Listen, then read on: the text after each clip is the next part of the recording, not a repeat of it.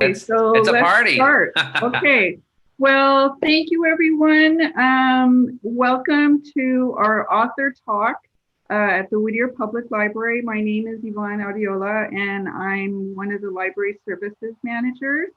And I am so happy to invite all of you to welcome one of our favorite guest speakers, Gustavo Arellano, who we were saying this is probably his fourth time at the Whittier Public Library. Even through a pandemic, here he is. And we love all that he talks about food. He makes it sound so delicious. And he's an LA Times columnist now, which is so wonderful. Congratulations. And what he's going to do is talk about food, his book, and there's the book. And we have muted everyone so that we can hear him. If you have questions, we encourage questions. You can do it through the chat and we'll read them out. He'll read them as well. And we'd like to thank also the Whittier Public Library Foundation for sponsoring this event. And thank you all so much for being here. And I will turn it over to Gustavo. Yay.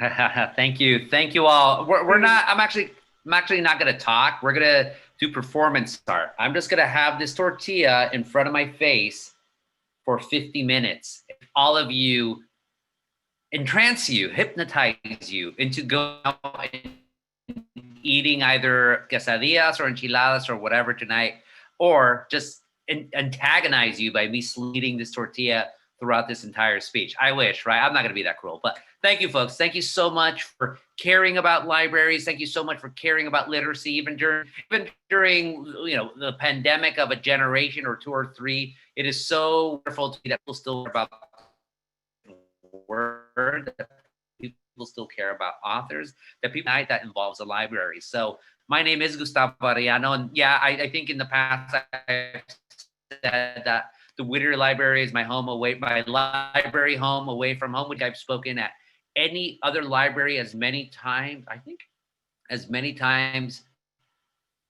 as any. And by the way, folks, my internet can be somewhat spotty. So if it's spotty, just bear with me. We'll go through this. But I'm trying to think of any other libraries that I've spoken more than Whittier.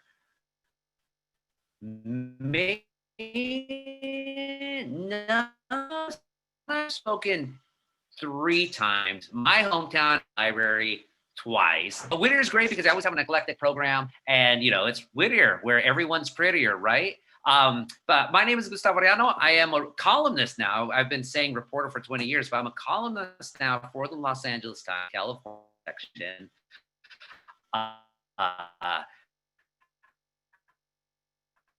I try to find stories as Californians. I started as a columnist in September. Before that, I was a reporter at the LA Times since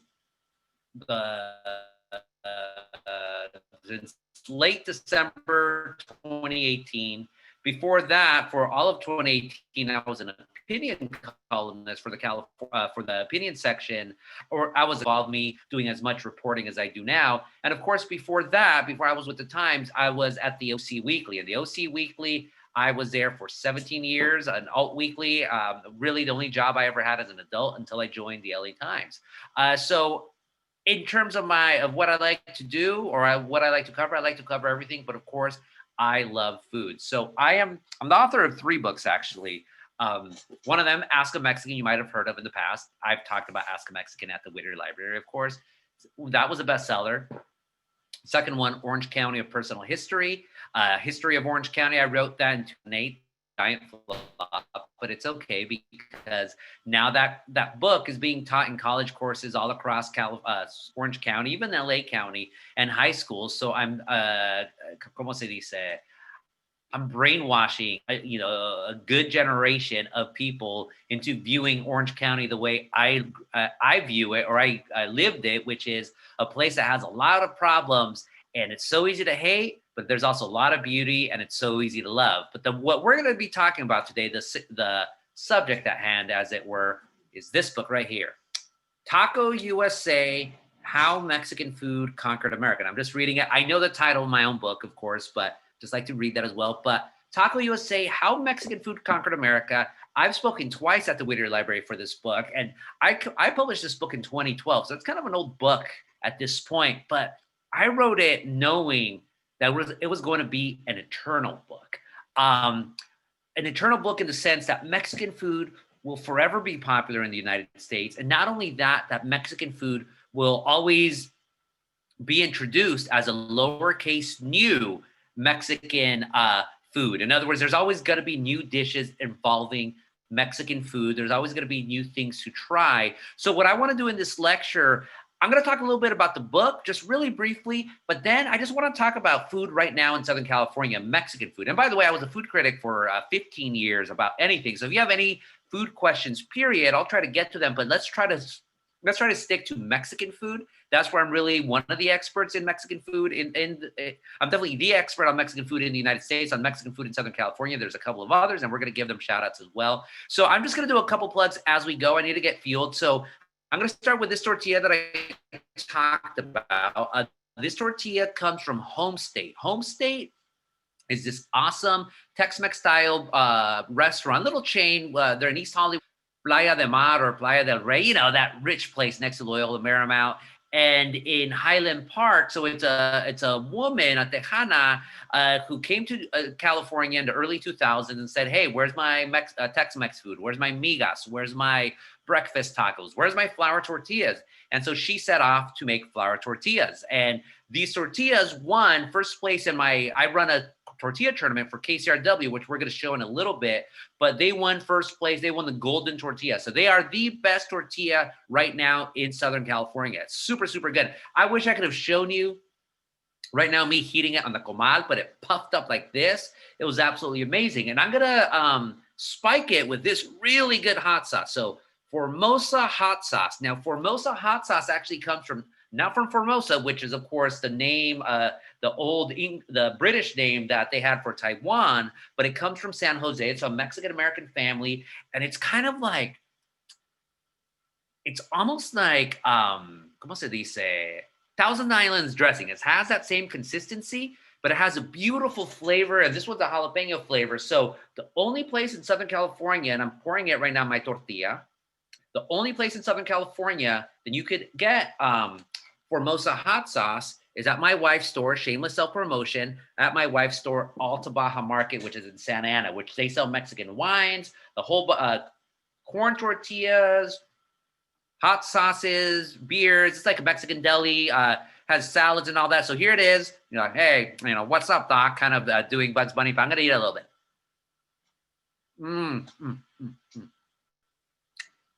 The creaminess, and it has a good spiciness. You're not going to see my mouth. I'm going to, my wife and my mom taught me good manners. So, but this is absolutely delicious. Support local, go to Home State, do all of that. So the fact that, hey, hot sauce has been in the United States now for over 100 years. Hot sauce, it's starting to get at me now. Hot sauce had salsa as America's top condiment. Tortillas have around in, how is it that these things keep getting trendy? How is it that just now, all of a sudden, Home State's getting all these? How is it that Formosa hot sauce just now is like popping up and becoming, slowly but surely, if you haven't had it yet, you should be getting it and going to Alta Baja Market. That is really the theme of this book. So Taco USA, while I eat, I'm going to do this. Taco USA is exactly what it sounds like. People send a rep. It's about the history of Mexican food in the United States. And, when I did this book, I started with the presupposition that, with two presuppositions. One, that there was such a thing as real Mexican food and fake Mexican food. In other words, there's the real authentic stuff, the one that real, quote unquote, real Mexicans are supposed to eat. And then the fake stuff, your Taco Bells, your Doritos, your Del Taco and whatnot. And then the other presupposition or the assumption that I had was that Mexican food in the United States was only popular in the American Southwest until about the 1980s or so. Both of them are complete lies.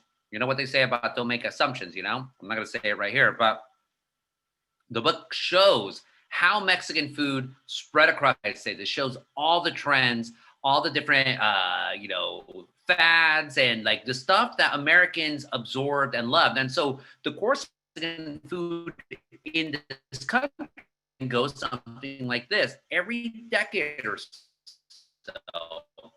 And nowadays, actually, it seems about a Mexican item, a Mexican food ways, or rather a Mexican dish or drink or whatever. It could have been nachos, it could have been tequila, it could have been horchata or what have you. But Americans find out about it. They can find out about it whether seeing it in the media, whether it was television or newspapers, nowadays online, social media. Then they need to go get it. Either they go to a restaurant on the Mexican side of town, either they get a cookbook and try to cook it, or maybe they even go to Mexico and try it for themselves. And they start eating it, and they start telling their friends, and they start telling more friends. And then it breaks out into the mainstream, and all of a sudden, Americans are obsessed with this particular Mexican food. And then after that, Americans absorb it, enjoy it, assimilate it, make it part of the American diet. And then once it's done, they're just like, you know what? I want something more authentic. What's more authentic than this? I want that. And that has been the course of Mexican food like over the past, geez, at this point, 140 years, because this is 2020. I always think it's still 1994 for some reason, but that's just me. For 140 years, almost every decade, you're getting a new stuff. So the book itself, it goes through like all these different trends. So I break it up into chapters, and every chapter roughly corresponds to a decade. So you can sort of see that it's all blurry. So my apologies, but like I'll say, like the first one is about what the ingredients that Mexico gave the world. So we're talking about tomatoes, chilies, corn, vanilla, chocolate, amaranth, like all these different things that came from the encounter. That's a nice way of saying genocide between the Spaniards and the indigenous folks of the Americas. Then the second chapter goes with the two first popular Mexican dishes in the United States. And most people, like usually I always like to do a shout out like, okay, what do you think were the first two popular Mexican dishes in the United States? And people say tacos, enchiladas, chile rellenos, chilaquiles, all sorts of stuff, menudo, which I don't know why, even though it's a multi-million-dollar industry. But no, the first two popular Mexican dishes in the United States were tamales and chili. And when I say chili, I'm not talking about chiles. I'm talking about chili, as in chili in a can, chili corn dog, chili, sloppy Joe. It used to be considered Mexican food because it was Mexicans from Texas who have first made chile con carne or chili popular. But back in those days, it was called chile con carne. And I talk about the history of that in depth. I mean, basically what happened, tamale men and women in San Francisco popularized tamales, made them into a thing in San Francisco, to the point where the national media started coming into San Francisco just so they could have those tamales. The exact same thing happened in San Antonio, where you had the national media coming into Texas, coming into San Antonio, visiting the Alamo, and then at night you would have these food stalls. Como se dice? The history repeats itself. That's exactly what's happening. So we think that street food, taco trucks and all that, that's somehow a new thing. No, this has been a part of Mexican food in the United States since the 1880s. So in San Antonio, what you would have are these women that would set up big pots, like their cocinas, their kitchens there. They'd set up some tables, they'd set up some lights. There'd be like people playing music, maybe a little dance or whatnot. But these women were making this chile con carne, this stew. And in San Antonio, if you've ever been there, there's a lot of like plazas, because San Antonio was founded by the Spaniards, or really, well, was it the Spaniards at that point? Yeah, I think it was the Spaniards. It wasn't just Mexicans just yet, but definitely the Spanish system of creating cities, which is going to be big plazas, like big town squares, then not restaurants, but buildings around it. So San Antonio has a lot of these plazas. So these women would set up in plazas.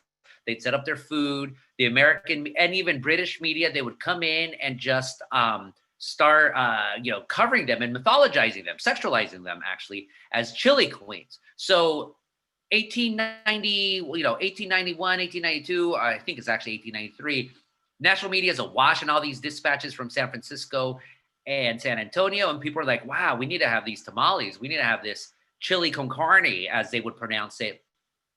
All of this was able to happen in actually 92, or it was 93, because it was called the World's Columbian Exposition. So it was the 400th, it was a celebration of the 400th anniversary of Christopher Columbus coming into the United States. So there used to be World's Fairs all across the world for a long, long time. It was an opportunity. It was the way I describe World's Fair, World Fairs was like living, breathing Wikipedia, where the organizers would just try to bring all sorts of things from across the world together so people could see them in person and live. And so that's what happened in Chicago. So in Chicago, the Texas contingent, or no, that's actually an urban legend, but I talk about it in my book. But basically in Chicago, you started having these canning companies showing off chile con carne.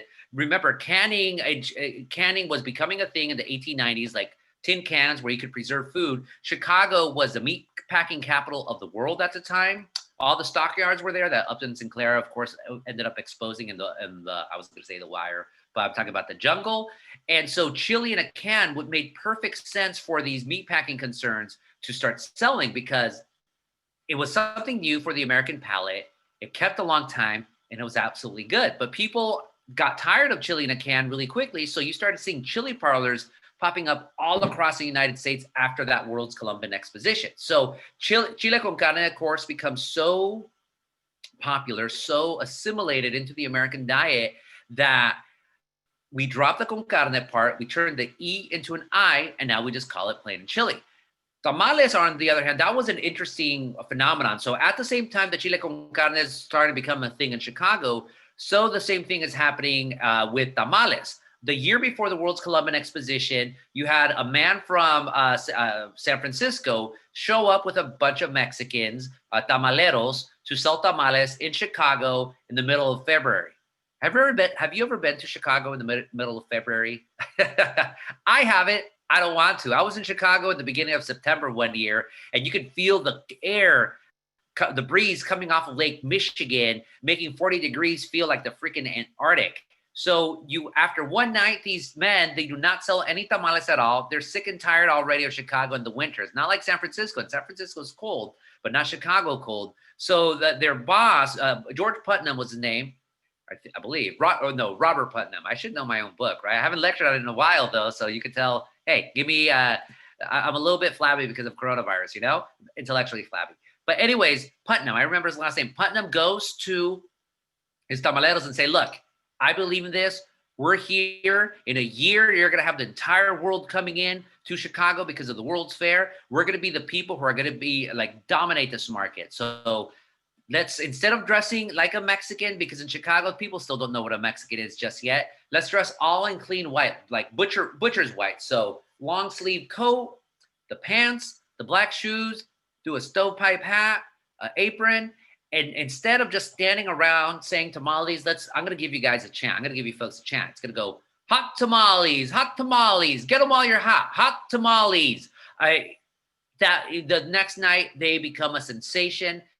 They become such a sensation that some of the workers for Putnam, they start quitting him because now they want to sell their own tamales, and instead of selling them for a dime, they're going to undercut him with a nickel. There starts getting street brawls on the corners of Chicago over tamales, which, by the way, still happens with taqueros nowadays, where they'll fight or they'll pay someone for someone's street corner. So what's old is new is old again. So by the time the World's Fair comes in to Chicago in 1893, the streets are covered with tamaleros. People are selling tamales all over the place. America learns about tamales. America learns to love tamales as well. These tamale men start spreading all across the United States. They were a staple of small town life in the West. It's interesting how it worked out. In the West, the tamaleros were Muslim men from the Punjab area, like from Kashmir. They're Muslims, and some Sikhs, but mostly Muslim men. Although the American press called them Hindus because the American press were always so dumb.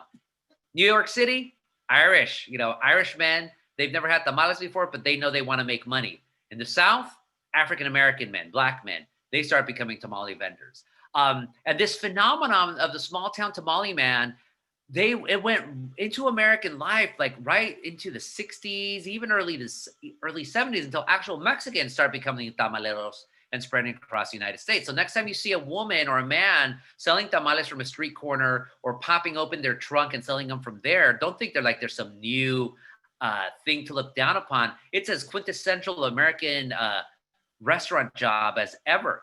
But fresh tamales were not enough. Americans love tamales so much that they wanted to also have tamales in a can.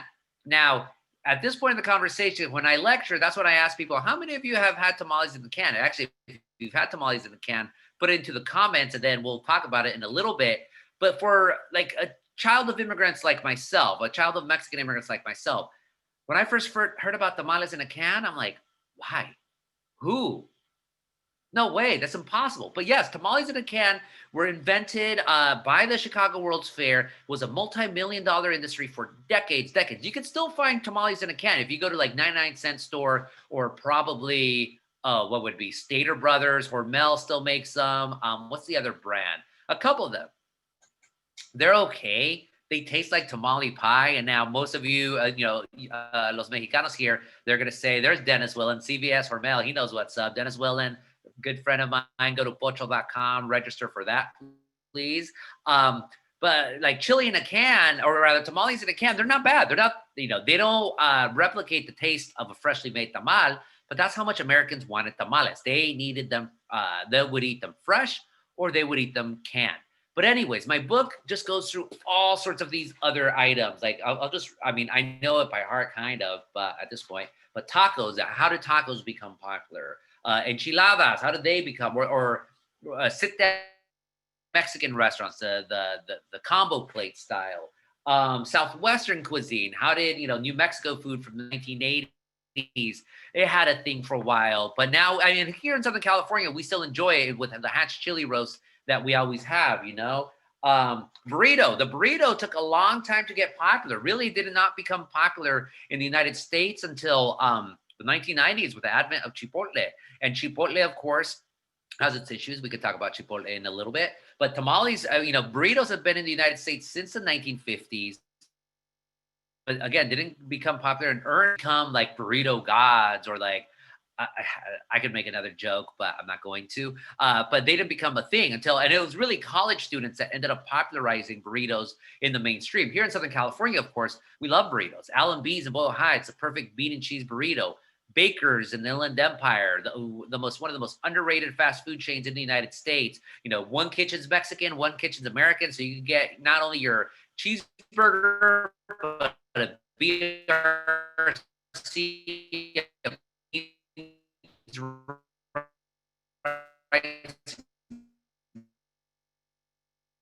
chain that's also coming back. Of course, this is where beautiful mezcal right here. Mezcal reposado by Ilegal Mezcal. Now, there's a whole story to that, but let's just say this is not a matter of appropriation.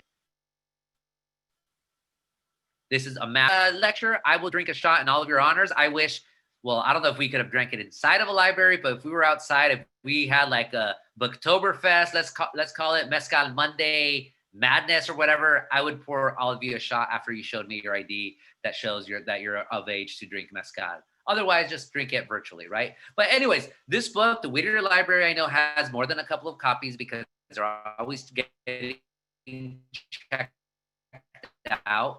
Support the Whittier Library when you have a chance. By reading it and by checking them out. So the big trend right now, if you folks have any questions about where to go eat Mexican food, what are some of my, favorite spots, not just in Southern California, but anywhere, ask them in the comments section. I'm going to get to the comments section in about 10 minutes or so. And we'll go from here. Think of me as like not fresh air, but just a call-in show. I was going to say Dr. Laura, but she was never nice. So anyway, think of it. I hear if you have any food or if you want me to give you any food recommendations, ask me in the comments section. But I'm going to talk a little bit right now about trends. So we talk so much about trends. What are trends? A direct message or whatever, I'll talk about all that. But ask them in the public section. The big trend that's been going on in Mexican food in Southern California over the past couple of years, one of them actually tortillas. And this is where I'm going to share the screen. Excuse me. Let me try this. Here we go. Okay, so here you see something called KCRW Masa Madness. Actually, let me shrink this. And I'm eating a tortilla right now, so excuse me. In 2018, I decided to do something called, you see it, KCRW and Gustavo's Great Tortilla Tournament with good foods every climate. It's a mouthful, yes, just like a good tortilla is a mouthful. But I decided to do a tournament, facing off the best tortillas in Southern California, just like a sports tournament. So I'm going to show you actually one from 2018 because it's a little bit more digestible. Haha, pardon the pun.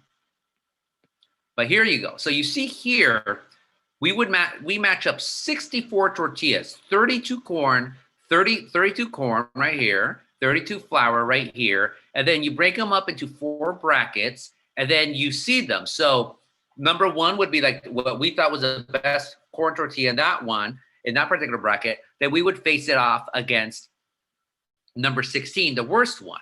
And then on the other side, you would have number 2, in this year it was La Flor de Mexicali, versus number 15. And then you would face off. Think of it like the FIFA World Cup, the Final Four sports tournament, for college basketball, whatever you may enjoy in sports. And if you don't know what sports is, then just think of it as a sudden death tournament where we would face these things off. And the reason I did it was because I love tortillas. Duh. I'm from Southern California. I'm Mexican. So of course, you see the winner right there is home state. We did all sorts of articles right here just for tortilla knowledge. But I realized in Southern California, I'm going to stop sharing.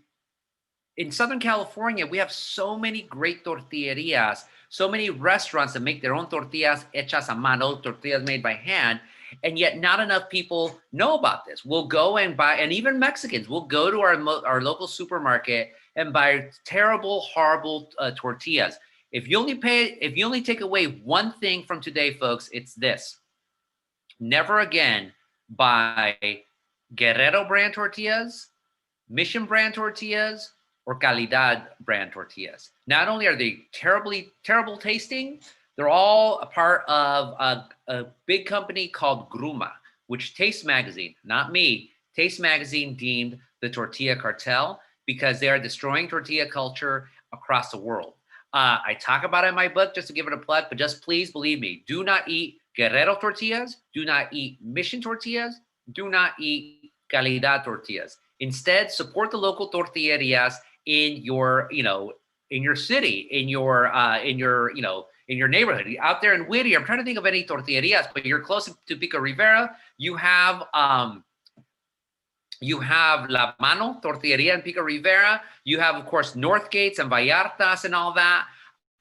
You have many, you have all the restaurants in Uptown Whittier, Bizarra Capital. You have, the taquerias there making your own tortillas hechas a mano. Buy those style of tortillas. So and the great thing about especially the tortillerias is they all have their own history. So doing this tortilla tournament, I wanted to just focus on tortilla culture in Southern California, both corn and flour, and highlight these tortillas and the people who make them. So thank God KCRW was kind enough to take me up on this insane idea of mine. And so we've been doing it now for 3 years. The past 2 years, we did, of course, with the grand finale where people would line up to taste free samples of the final 4 of our 4 finalists. Last year, we had 2,500 people showing up just for tortillas, which, if you think about it, is crazy, but was totally awesome. This year, we did a Zoom finale. And because of this, I'm not going to take all credit for this, but I'll take a little bit of credit for this. Now people want to know where their tortillas come from. Now restaurants are bragging that they're making their own tortillas hechas a mano, and they're getting ethically sourced masa being, or corn to make the masa, the dough that makes tortillas. Like it is. So now good tortillas, both corn and flour, are a trend, and it's a trend all of you should follow. And then the other big trend, of course, and I know you have this in Whittier, birria de res. Birria de res.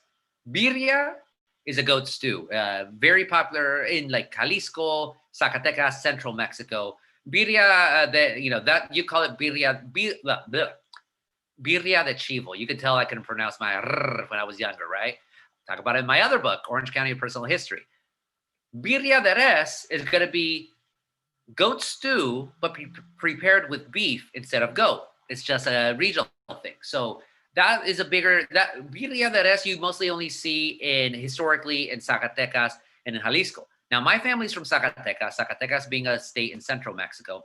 I've been eating birria de res my entire life. It's so delicious. Think of it like pulled pork, but obviously with beef and juicier, but it has that luscious flavor to it, really stringy. You could like, and so that's what we grew up on.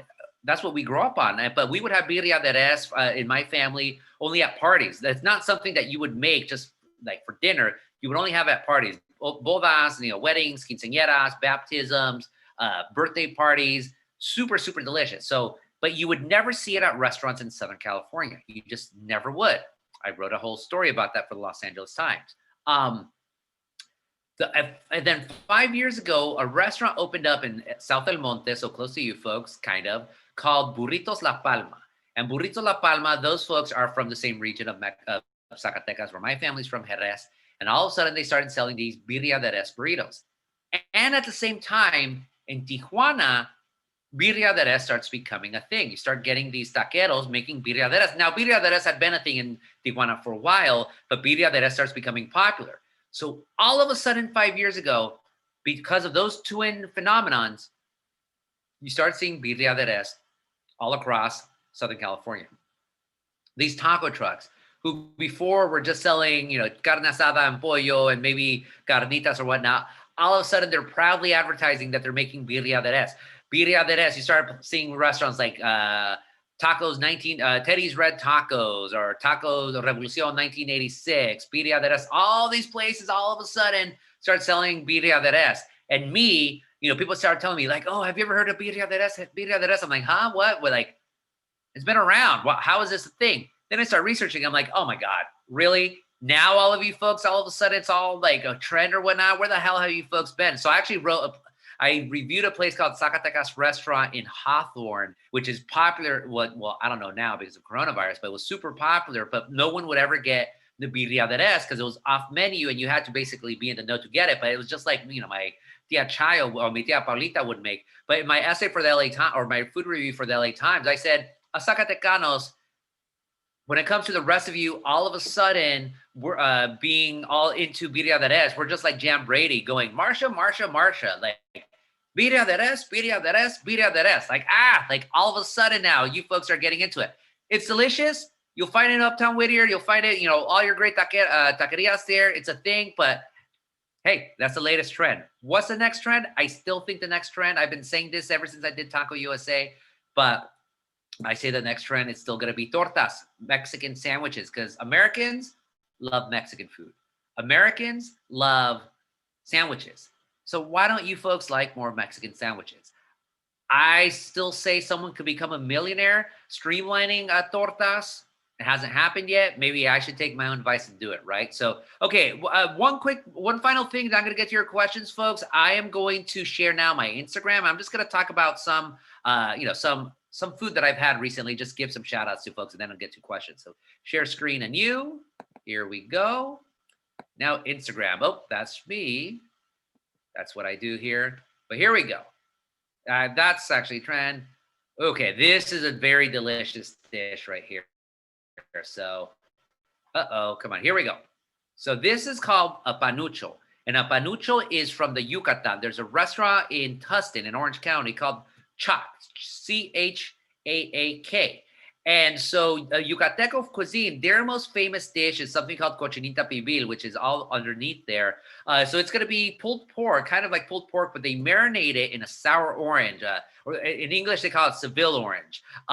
It's a super, super sour orange. Oh, wow. Like, it's almost like even for those, it's even tartar than lemonade, or it's tartar than sucking on a lemon or a lime. It's super tart, but you marinate it, you rub it with what's called achiote and annatto seed. Gets all orange, absolutely delicious. In LA, the most famous Yucateco restaurant is called Chichen Itza. It's near USC. It's a landmark. It's absolutely delicious. You got to try Yucateco food.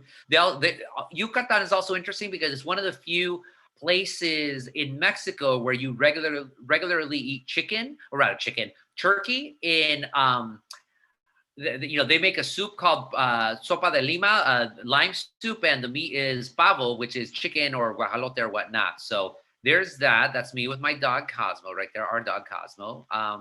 Here's the tortillas. There's a winner right here, home state. And then here was the runner-up. That's Taco Maria with this beautiful, amazing blue corn tortilla made from heirloom corn from Mexico. Taco Maria won the tortilla tournament last year. They beat Home State. This year, Home State beats Taco Maria. You could buy the Home State tortillas. They sell them at their restaurants, but Taco Maria does not sell their tortillas. You just have to go and buy their great tacos down in Costa Mesa. It's absolutely delicious. Couple more things. Oh, this is such a great place right here. So excuse my terrible pictures, but at least you can see this. El Ruso is, let's go to nicer pictures, right? Let's go to El Ruso. So El Ruso is a stand in Boyle Heights making Sonoran style food. And oh God, look at this.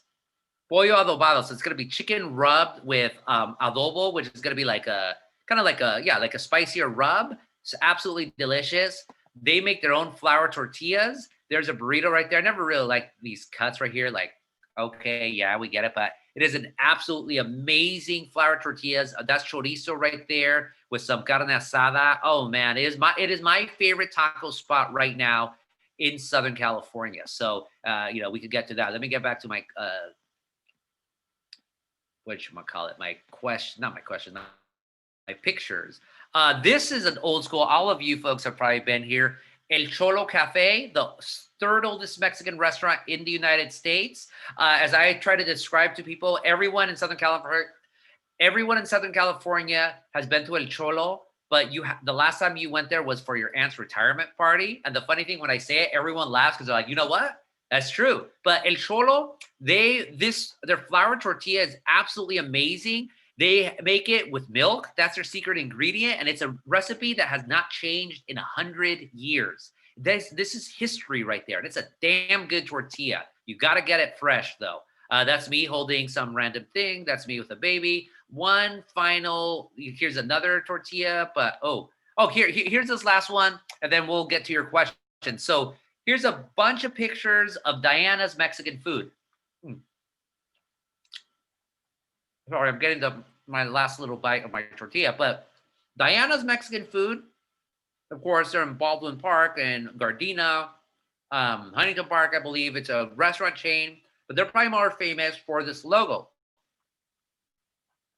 Little girl right there, Diana Magaña. That's her at 3 years old, and that's the picture where she's the daughter of Samuel Magaña.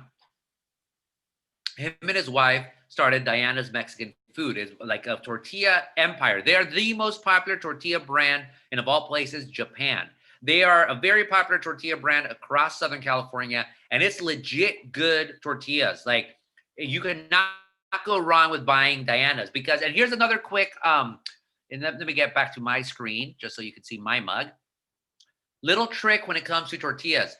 When you buy corn tortillas, they should look at the packaging in the back. It should only have 3 ingredients: corn, water, and lime. And what the lime is, it's actually called cal, but that's what makes softens the corn kernel. So you should make masa. That's it, folks. You do not want monosuluglamic diacetate being a member of the ingredients of your corn tortillas. There should only be 3 ingredients: corn, water, and lime. Anything else, don't get those corn tortillas at all. Diana's, I wish I had a package on me, but you would see, or a pack on me, you would see corn, water, and lime. I like how people are still entering this. This is cool. So if you folks are just tuning in, I'm Gustavo Arellano. We're talking about food. And now we're going to get to your questions. So right now, folks, if you have any questions, I'm going to go from the top all the way to the bottom. But if you have any food questions about Mexican food, items, or whatever you want to talk, sadly, you can ask it here just because idiots in the past have Zoom bombed. We're not going to be Zoom bombing here. This is a Whittier Public Library. Respect your public libraries, folks. So because one person messed it up, it has to mess it up for everyone else. So, okay. And by the way, folks, once this damn pandemic is over, I will be doing this again in person at the Whittier Library. If we have library, of course, if we have to set up a tent in the freaking parking structure with a megaphone, we'll do it. But okay, let's get to your questions. So Jessica Leyva asks, what are your own favorite pieces that that you've written. I still can't get over the piece you wrote on capirotada. It was heartbreaking. Loved it so much. So thank you, Jessica. Jessica's referring to an essay I wrote in the LA Times last year about my mom's capirotada. And capirotada is like a Mexican style bread pudding that Mexican Catholics do only during Lent. It's symbolic of the crucifixion of Christ. And I wish I had some right now with me because it's super good, but you could only make it during Lent. You never see it any other time of the year. It's one of those Lenten meals like tortillas de camarón, like basically shrimp fritters and all that. So I have always loved capirotada. My mom would always just make it. Oh God, so good. But I have not had capirotada, my mom's capirotada, in 3 years, and I'll never have it again because, and this is what the essay talks about. My mom was diagnosed with a stage 4 ovarian cancer in at the end of 2018. She passed away last year, time flies by really, 2019. And so I wrote this essay just talking about just the pain of my mom passing away. And also just the pain, like we always assume our parents are going to live forever. And so we always take them for granted. And so the super pain of me never being able to get my mom's recipe, and we like literally my family, we only have 3 recipes of hers. My sisters know how to make tamales. She and my tia Maria, they once collaborated on this very special mole from Zacatecas. So we have that recipe. And then the capirotada recipe is kind of hers. I mean, she supervised it. The article published 10 days, the article published 10 days later, my mom passed away. So thank you, Jessica, for the kind words. I mean, it's one of the most hard, probably the easiest and the hardest essay I ever wrote. It was all about food, but you would still laugh. I always have to be funny. I think if you can't laugh, it's like the old Smokey Robinson and the Miracle song. I got to laugh to keep from crying. A sentiment going all the way to Pagliacci, folks. Know your opera. But other things that I liked, I mean, all of them, I guess. As a reporter, you're only as good as your last story. So you want your last story to be the best possible story imaginable. The last column I wrote was actually about how Orange County seems to be the only place in the United States where you can run on a platform of denying the dangers of coronavirus and you'll get elected. So you could look that up. Tomorrow, I'm actually going to do a column about Danny Trejo. That's all I'm going to say. Danny Trejo, look it up tomorrow, latimes.com. So that's a favorite one. And then one final one, involving food. What was another food one? Actually, I'll tell you something I'm proud of. This past summer, myself and my fellow Latino colleagues at the LA Times, we did a big package on the 50th anniversary of the Chicano moratorium, which was a huge protest against the Vietnam War that happened in East LA, but ended in violence. 3 people got killed, including pioneering LA Times columnist Ruben Salazar. So I wrote, so all sorts of amazing stories. I wrote the nerdier one, which was a critical analysis of Ruben Salazar as a columnist. And what most people don't know is that Ruben Salazar was only a columnist for the last 8 months of his life. Before that, he was a reporter for the Los Angeles Times, like objective. And you see his columns at first and they're kind of slow to start, but by the end he was getting better and better. So it was just a tragedy that he passed away. I mean, really, he got killed, and killing is putting it lightly. Got killed by a tear gas canister that went through his head while he was at a bar just drinking. Anyways, read that stuff. So thank you, Jessica. Alejandrina Arellano says, finally tried Meat La Cafe. Meat La Cafe is the oldest Mexican restaurant in the Inland Empire. They've been around since 1938. Amazing corn tortillas. They made it into the SO8 of this year's tortilla tournament. They like their flour tortillas more, although they lost in the second round. Sorry, we just go with it. But they're most famous for their hard shell tacos. Those are the tacos that Glenn Bell of Taco Bell infamy was inspired by to start his taco empire. Absolutely true. But you eat them, sometimes you'll hear people say like, oh, hard shell tacos, they're not real. They're like fake Mexican food. No, this is a recipe that the family brought with them from Jalisco when they came to the United States in the 1920s. It's a time capsule to a different time where Mexicans did not have access to all the ingredients that we now have today. So you see it, it's a hard shell taco. They fry it fresh. The meat is ground beef, usually hamburger patty because it's in ground beef. And then the rainbow, the red tomatoes, the green lettuce, and then that blizzard of yellow cheddar cheese. It's freaking good, folks. You could say, oh, it's not authentic and all that. Well, you talk to all the Chicanos in San Bernardino who grew up on that, to this restaurant that's 85 years, and you tell them, oh, yeah, the tacos that your grandparents say your abuelita used to make for you, that's not authentic. Come on, you got to get over yourself. Villa Cafe is so legendary that this past summer, their waitress, Lucy Reyes, who had been there for 65 years, she was a waitress for 65 years. That's how much she loved her job. She passed away of a heart attack. And, pandemics, you're not allowed to have big funerals or anything like that, but the Mila people still want to honor her. So what they did was have ¿cómo se dice? A remembrance, a celebration of life. Yeah, celebration of life. Gabachos, you gotta bless. God bless them. A celebration of life at the Mila Cafe parking lot, where people had, people talked about her and their memories and all of that, and it was really sweet. So I definitely love doing that story as well. So the Tijuana Panther Taco, boom. Dennis Willem was talking about what do you call it? Tamales in a can. Awesome. Kathleen Rabago is Gus. I don't know who Gus is, but let's just read the rest of this. Is aware of the recent tamale price wars going on in front of the markets. My brother told me that because of COVID, families are trying to make money selling their tamales in front of the local markets. He said they are engaging in price wars. The tamales are down to $1.25 each. My brother bought a few. I don't like their flavors. I'm more used to Tex-Mex flavored chili. Many of these tamale vendors are using recipes from the region they came from. I like the flavors of Pepe's Number 2, which is a great restaurant. El Tepeyac is classic. Lolita's Tamales on Whittier and Hendricks, or Tamale Man in El Sereno. Yeah, so the tamales that you see at like Liliana's, Lolitas, these old school places, those are tamales from a different generation of Mexicans.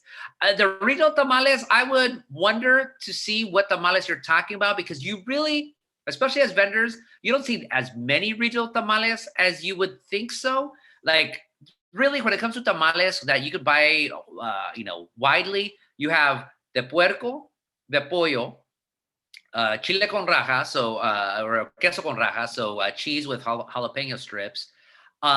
Maybe a beef tamal, although really the beef tamal is more like the older generations.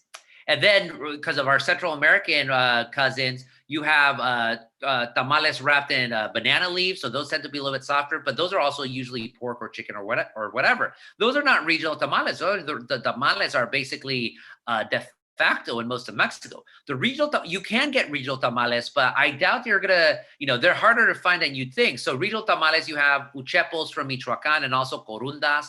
Uchepos are like almost dessert tamales made with sweet corn, but they're still savory. Uchepos are absolutely delicious. They're from the Tierra Caliente, which is southern Michoacan and northern Guerrero. Corundas are from the Purepecha, the indigenous folks in Michoacan.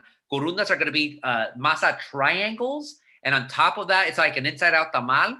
And then on top of that, you have your pork and whatever. And then the third regional tamal is going to be from Mexico, the vaporcitos. Those are going to be from Yucatan. They're small. They're made with banana leaves. And then, of course, the tamales oaxaqueños are big, and they'll have mole negro or whatnot. But, hey, try them. Do not be scared of trying lowercase new Mexican food. Do not, and I'm not saying you do this, Kathleen, but I'm just saying, folks, do not hate until you've tried. And if it's good, why not? Next up, Kathleen's still talking about this. Has anyone noticed that the modern corn tortilla falls apart when making enchiladas if you fry them? Yeah, because this is going to be, people are making them with maseca, which is dehydrated corn. That goes back to gruma, which is, remember, bad people when it comes to tortillas. So do not buy maseca, do not buy Mission, do not buy Guerrero, and do not buy Calidad. Those are all members of the bad gruma family. I mean, you talk to older Mexicans, they'll tell you flat out, like, tortillas do not taste like they used to. Yeah, because most people, even a lot of times when you go to restaurants and they say they make tortillas hechas a mano, that doesn't necessarily mean that they're good. Ask them, are you folks making your own masa, or are you buying maseca? And if they're buying maseca to make their own tortillas, then it's just as good as Guerrero, which is to say it's not good at all. So buy smart corn tortillas. Buy your Dianas. Remember, the Trinity: corn, water, and lime. The tortilla trinity, right? Corn, water, and lime. Other than that, do not buy corn tortillas. Next question. Torta Sinaloa. Tortas, a food truck. It's starting. I hope so, Juan. I really hope. For those of you who just came in, I talked earlier about how torta should be the next big trend. Mexican sandwiches should be the next big trend in Mexican food. Tortas are good, man. A torta de milanesa, so breaded corn, breaded beef or chicken. It's kind of like a schnitzel, like super, super good and crunchy. Tortas ahogadas are from the state of Jalisco. They use, and these tortas, by the way, are usually made on French rolls, bolillos. Torta ahogada from Jalisco, it's made on a special roll called the birote, B-I-R-O-T-E, salted, a little bit harder. It's called ahogada. Ahogada means drown because they drown in a super, super hot salsa. And on top, they put inside, it'll be your meat on beans. On top of it, you'll put more pork and then like pickled purple onions. Super good. Haha, yes. Matt Berry says, new one we have tried, which you will love, is Chori Man. Yeah, Chori Man in San Pedro, best breakfast burrito. And Luis's Butcher Shop in Downey, great tortas. I got to go to Luis's Butcher Shop. Haven't tried that, so thank you for that, Matt. Chori Man in San Pedro, of course, next to Juan Piro, right, and Shimano. That's Long Beach jokes for those of you who know. Iowa by the Sea, right? But Chori Man, I think Chori Man is in Harbor City, if memory serves me correct. But anyways, Chori Man, amazing chorizo, made fresh. And the guys from Jerez, Zacatecas, where my family's from, and we make damn good chorizo. So go to Chori Man. Chori Man does sell his chorizos to some of the better restaurants in Southern California. What was the one that he sold? I think he used to do it to Gorilla Tacos, but it's out there. You got to try it, folks. Chori Man. So Danny Bruce, yes, she knows what's up. Who's Gus? Exactly. I don't know who Gus is at all. Carrie Allah, what's the she sent me a direct message, so you folks can't read it, but she asked, what's the best Mexican breakfast? My favorite Mexican breakfast is chilaquiles. So chilaquiles, you cut up corn tortillas into strips, you fry them fresh, you put salsa on top of it, and then people like them different ways. Like me, I like it how my mom used to make it. So fresh and just on a bed of rice, that's it. Put some sour cream on it or crema, some queso cotija, and you're set. You don't need frijoles, you don't need eggs, you don't need anything else. But some people like it with them. Good for them. But if you're talking about a restaurant, like best Mexican restaurant, geez. Well, Homestay makes great breakfast tacos. Down in Orange County, Taqueria Zamora makes great chilaquiles. Best breakfast burrito, by the way, in Southern California. Athenian Burgers, number 3 in Buena Park. Absolutely great breakfast burritos. Spectacular breakfast burritos out there. And what else could I tell you for breakfast? I mean, whatever you make at home, right? A quesadilla, just a simple quesadilla for me is the best breakfast. Simple as that. Matt Beret, and I'm sorry if I'm mispronouncing your name. Any recommendations for chile rellenos? You got to go to Tortilleria Azteca in East Los Angeles. They're famous for their chile relleno burrito. Absolutely great. I love Lucy's Drive-In. Just Lucy's off La Brea in Mid-City. Awesome chile relleno burrito as well. Bizarra Capital also makes a great chile relleno as well, just simple chile relleno. But for me, a chile relleno has to be simple. Just the egg batter and cheese. Doesn't have to be stuffed with anything else, with a chile poblano, big fat chili. And then you make it with a potato soup. Oh, man, it is absolutely delicious. That's all you need. Carol T. Love Taco, Orange County, Tacos USA. Any plans for another book? I know I should have a book by now. The last one I wrote was 8 years ago, but life got in the way. I became editor of OC Weekly, then I started a new job. So I definitely want to write another book. It's just a matter of what my topic is going to be. I want to write a biography, actually. It would be great to write a biography. I just need to figure out, with biographies, you either have to write somebody who's never been written about before, and from that person, you could explain the whole world. Like a great example of that is what is it called? The Immortal Life of Henrietta Lacks, which was an African-American woman who died of cervical cancer. And doctors got those cancer cells and then replicated them and were able to create all these cancer drugs. And basically, like, she became a famous case in the annals of medicine, and her family never knew about it. Her family never got any of the billions of dollars that these doctors were able to make off of this Black woman. So a story like that, I would love to find one like that. Or you have to find someone famous who hasn't been written about in about a decade. So we'll see. I know who Conrad is, so there you go. Yvonne, one of the hosts, where's the best place for flan? Ooh, boy. You see, flan is an interesting thing because it's very rare that you find a great flan. It's hard to find bad, but it's really hard to find great flan.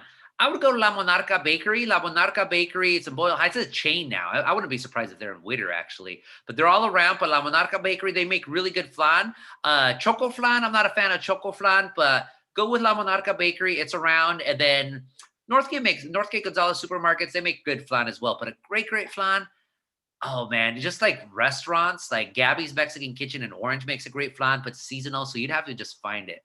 Marissa Rincon says, I saw the episode that you were in for Ugly Delicious. Did you know Jonathan Gold and Dave Chang prior to filming? Is there someone out there who writes food like Jonathan Gold, in your opinion? By the way, I love that you guys went to Taco Bell. So I came out on a show on Netflix called Ugly Delicious. I came out with the late, great Jonathan Gold. May he rest in peace, the Pulitzer Prize winning food critic for the Los Angeles Times, although he won it for LA Weekly. And Dave Chang, who's a very famous chef. I knew Jonathan beforehand. I've known him for years. I didn't know Dave Chang before recording Ugly Delicious. Now I kind of do. He recently had me on his podcast. We had a lot of fun doing that. He vows he's going to get me a podcast, but we'll see. But he's a good guy, very interesting guy, great writer. Is there someone out there who writes food like Jonathan Gold? We have two of them at the Los Angeles Times now. My colleagues, Bill Addison and Patricia Escarcega writes amazing stuff about food. Let me take a quick break. Yvonne, how long can we go with this? Because I could go on all night with this. So what time do we have to get out of here? Yvonne will be on very shortly, folks. She's la maestra for today. Ahorita me dice. Or Jack, maybe someone. We can go for another 15 minutes. Okay, thank you, Jack. So we'll go for 50 minutes because obviously the people have questions. They love us. They really love us, as Sally Field supposedly said. That was my wife there. Now she's, of course, snickering at what I had to say. So here we go. Alejandrina says, some of my favorite flan is from El Burrito Junior, small chain. That's okay. What does my sister know when it comes to Mexican food, right? But they individually make them. No, they're fine. I'm kidding. Juan asked me, do you have a recipe for picadillo? Oh, there's going to be a cameo soon. Do you have a recipe for picadillo? Sadly, no. My mom made great picadillo, but we know the story for that. Moral of the story, folks, get your parents' recipes right now. Write them in a cookbook. Save them. Master them, because when they're gone, that food's never going to come back again. It's going to live in your memories, and it's going to, it's going to wreck you, frankly. Let's see. Carolina Moctezuma. Wow, we got someone coming in from Lehigh County, Pennsylvania. Hey, good kudos on the vote, right? Very jealous of all these delicious foods and restaurants you have in the West Coast. Oh, someone asked about Cosmo and Hook. So maybe Hook will come out right now. Conrad says, ooh, do you know of any, someone asked me this actually. By the way, folks, if you have more questions, we have about 15 more minutes, so ask them. Otherwise, we are going to end very soon. That was a really quick Hook cameo right there. My dog Hook. Uh-oh. Here we go. Obligatory dog cameos, right? Here we go. That's Hook, a rescue dog. They call him Hook because he has a little hook paw right here. There you go. Bye, Hook. Bye, Hook. Any good Mexican food places? Lebanon, and you don't call it Lebanon, by the way. It's Lebanon. Lebanon Junction, Kentucky. You asked this question, I think, because Lebanon Junction is a very specific food reference, but I've actually covered a lot of Mexican food in the South. I actually write a column about Mexican food in the South for a journal called Gravy, which is published by the Southern Foodways Alliance, which is based out of the University of Mississippi. So I've been traveling to the South now. Well, we didn't travel this year, sadly, but every year since 2007, we've been spending our summers, 2 weeks in Kentucky and 2 weeks in Tennessee. And you want to talk about trends involving Mexican food in the United States, it's all there. Like I have seen, literally, there was one restaurant we would pronounce it Danville, but really you call it Danville. In Danville, Kentucky, called Guadalajara's. The first year they went, their hot sauce was Tabasco. The second year they went, the hot sauce they had was just like they made it their own table salsa, but it wasn't good. It was very watery. The third year we went, they had tapatio all of a sudden. The fourth year we went, all of a sudden they had salsa yucateco. It's a very yucateco theme today, interestingly enough, which if you see them, they're the ones that are like neon green, neon red, but it's habanero hot sauces that are super, super hot. So I had to ask the owners, who, by the way, weren't Mexicans, they were Central Americans, and I asked them, every year we come, you keep getting new hot sauces, more Mexican hot sauces. Are more Mexicans coming into Danville? And Danville is in central Kentucky, by the way, just south of the capital of Lexington. So not Lexington, of Frankfort, Kentucky. So I said, like, where's this demand coming from? It's like, no, Mexicans are not coming in. It's these white people, it's these gabachos, these gringos who are coming in and asking us, we want better hot sauce. And so the literacy, the food literacy, the Mexican food literacy, when it comes to Mexican food is amazing. So Lebanon Junction, let me just look it up really quickly. I'm still talking here, but I know Lebanon, Kentucky. I don't know about Lebanon Junction, Kentucky. If it's where I think it is, oh, it's where you're in Bullitt County, Mexican food. She should be worrying about where to get the best bourbon, you know, and bring me some, right? Hold on, Google. Pop right here as we speak. Doesn't work, folks. What the hell's going on? Darn it. It's not going to pop up. But anyways, the best Mexican food you're going to find in Kentucky is going to be in Lexington. There's a place called Tortilleria and Taqueria Ramirez. The woman there, she makes Josefina Ramirez. She makes her own corn tortillas. She has been in the Bluegrass State for 35 years. I did an oral history of Mexican restaurants in Kentucky. And so she told me the story that when she moved to Kentucky in the mid 1980s, here's the thing. In the 1980s, when she moved to Kentucky, they could feel they only had Spanish language Catholic mass once a month in one church, and like all the Mexicans in Kentucky would go to this one mass. So she said you could fill up all the Mexicans in Kentucky in one room. And now, of course, it's completely changed. So now I'm seeing this, Conrad. You're in Elizabeth, so you're near Elizabethtown. Your sister's just gonna have to go up to Louisville, which that's how you pronounce it, not Louisville, Louisville, Kentucky, and you have a lot of great Mexican food there. You actually have a Yucateco restaurant there. What's the name of it right now? I cannot remember it, but I also did an oral history of Mexican restaurants. Well, yeah, that was part of that, but the Yucateco restaurant there, it's been there since the 90s, so that's great Mexican food there. And then another great spot in Louisville is called the Ville Taqueria. That's a second generation restaurant owner of Mexican food. So this is a kid who grew up in Chicago, or was born in Chicago, but then grew up in Kentucky. So he combines Southern traditions with Mexican food traditions. So he makes a bourbon rita. So a margarita made with Old Forester bourbon. He'll make what do you call it? Black-eyed peas tacos, like for vegetarians. He'll make brisket tacos. It's absolutely delicious. But down in Lebanon Junction, no, you're just going to get the bad Mexican food. So you got to go up to Louisville to the good Mexican food, which is not too far. Or if she's in Elizabethtown, actually, you are still far away from Paducah and all that. So yeah, just tell your sister, go up there to Louisville. More questions. I think this is it. So folks, unless you have any more questions, I'm going to give you a countdown. Oh, actually, we got to do our mezcal shot now. So if you have any more questions, do it. But again, folks, Ilegal Mezcal, very delicious mezcal. You can find it at your finer liquor stores. And really, you want to go to High Time Wine Cellar in Costa Mesa. I'm sure you have good liquor stores in Whittier.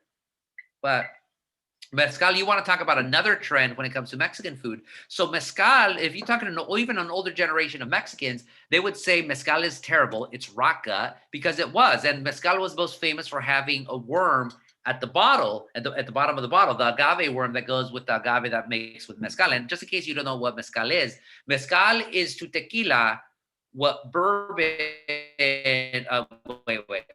mezcal is to tequila, moonshine into bourbon. So mezcal is going to be, it was never popular in the United States. Tequila was a super popular thing. And then about a decade ago, mezcal starts becoming a thing with what do they call themselves? Bartenders, but they have fancy names for them now. But mezcal started becoming a thing. Now it's still filtering into the mainstream of the United States, but like you might have seen Del Maguey and whatnot. I have a question here, which I'll get to in a little bit. But mezcal, very good. Cheers to all of you. Just a little shot. Woo-hoo-hoo, it's hot. Salud, Jessica. Carolina asks, have you visited Philly? A long, long time ago, probably a decade ago. But so when I went there, I did not try Mexican food because I wanted to have, got to go to Pat's King of Steaks or the other guy who, whatever his name was, I didn't care about him. But Philly cheesesteaks, you got to get the Philly cheesesteaks and the Taylor ham. No, I was a tourist. Okay, I had to get my Philly cheesesteaks. But there's a famous barbacoa spot. I think it's called South Philly Barbacoa. But I've had the chef's, excuse me. I've had the chef's barbacoa because I've done food events with her, but she makes barbacoa, which is going to be Mexican style, slow roasted barbecue, lamb usually, but it's super, super good. So if you haven't tried it, Carolina, or you have tried it, Carolina, awesome. South Philly barbacoa, absolutely delicious. So for people who say there's no good Mexican food on the East Coast, no, there's a lot of great Mexican food in the East Coast. You just got to know where to find it. I know it. I remember though, Carolina, when I went to Philly, again, this is like about a decade ago, I was in South Philly, I believe, and I was going to a spot it was almost like a strip mall, not a strip mall, but like a lot of shops that used to be an Italian. It was still like an Italian district, but I started seeing Mexican restaurants there, and I saw a lot of people from Veracruz of all places. Now I don't know too much the Mexicans in South Philly or in Philly, but I saw them like, okay, Mexicans are coming. We're coming because we're going everywhere, right? So I'm sure a decade later, there's even more Mexicans now than ever before. The fact that you can have a James Beard nominated restaurant, James Beard Oscars of the food world, you could have a James Beard nominated Mexican restaurant like South Philly Barbacoa. That's a testament to the fact that not only are the power of immigrants, but also the power of the consumer who says, sure, this style of Mexican food that has never been popular in outside of Texas until about 15 years ago, I'll try it. So kudos to Philly for trying barbacoa. There are several from Puebla. There we go. You need to come back to the East Coast and update us. So Poblanos, there's a lot of Poblanos in New York. There's Anthony Bourdain would always say that like the only cooks I ever hired, the only sous chefs I ever hired, they're either going to be from Ecuador, the country of Ecuador, or the state of Puebla. Because he knew the Poblanos in Mexico, Poblanos are famous for their cooking skills and for just being hard workers. So New York, they run the Mexican food industry in New York. And there's so many Puebla, York. Instead of Nueva York, New York, they call it Puebla, York. So I'm very familiar with the Mexican food in Jackson Heights, in Bushwick, in Sunset Park. So I'm familiar with the Mexican Philly or whatnot. So they make the best pizza too. Yeah, Poblanos, we could make any, or we have not Poblano. I wish I was a Poblano, right? Poblanos, they can make anything. They're maestros. They are true maestros and maestras of the food scene. Here in Southern California, so it's cool to know that there's Poblanos in Philadelphia. Hey, that's for me to go travel over there. Here in Southern California, we also have a lot of Poblanos. They used to be in Santana a lot, and now they're in East LA. But Poblanos are famous for their mole poblano, of course, the stew, the very saucy stew. For their tacos árabes. Tacos árabes is kind of like tacos al pastor. You could find them in Boyle Heights at Los Originales Tacos Árabes. Absolutely delicious. Dave Chat and Ugly Delicious. That's where we went. And then the third famous poblano dish, the La Semita Poblana. You know what's up, Jessica. La Semita Poblana is going to be a big, we're talking about torta. So this is a torta. Big sandwich with like a sesame seed style bread, but marbled, kind of like a challah bread. Milanesa, a chipotle pepper, queso Oaxaca, quesillo, which is like a creamy mozzarella style cheese. And then if it's in season, papalo, which is this herb that tastes like chewing on tinfoil. That's super electric, super delicious. You could find semitas poblanas in Southern California. The spot I know is here in Santana, which is called La Semita Poblana. They have all sorts of different semitas poblanas. You know what's up, Jessica. So, okay, folks. So, final thing, I'm just going to type in my newsletter, GustavoArellano.org. And then, this is Instagram. Hold on, folks. Sorry about this. If you're interested in anything I had to say today, follow me on Instagram.com, Gustavo_Arellano. Subscribe to my newsletter. Go to GustavoArellano.org. I send out a newsletter every week. It contains all of the stories that I had done in the previous week. I give you folks a music recommendation, a reading recommendation, a quote of the week, and I do a little missive, just a little whatever I thought was interesting for this past week. Just send it once a week. Instagram.com, Gustavo_Arellano. You saw my Instagram page earlier. So if there's any, if you like to see my food adventures, go for it. Final plug, every Tuesday night at 10:15 on Instagram Live, I do something called Gritale Guti, where I take your questions about anything and not just Mexican questions. And if you nonstop, a lot of fun, please join me. So thank you again, folks. Thank you for the Whittier Public Library. Yvonne's probably going to say something, but thank you again, folks. Thank you, Gustavo. Oh my gosh, I am starving. My mouth is just watering. So, salud. Thank you so much. Thank you to Jack Sanchez, my colleague, fellow library services manager who was operating behind the scenes. And thank you for everything. And even though we didn't get to see Cosmo, that's okay. Cosmo is always a diva. That's he's always hidden. Thank you so much. And we will have you back when our library is new and renovated. And stay safe, everyone. Thank you so much to everyone for attending. And stay tuned. We'll be having more programs. Thank you, Gustavo. Muchas gracias por todo. Good night.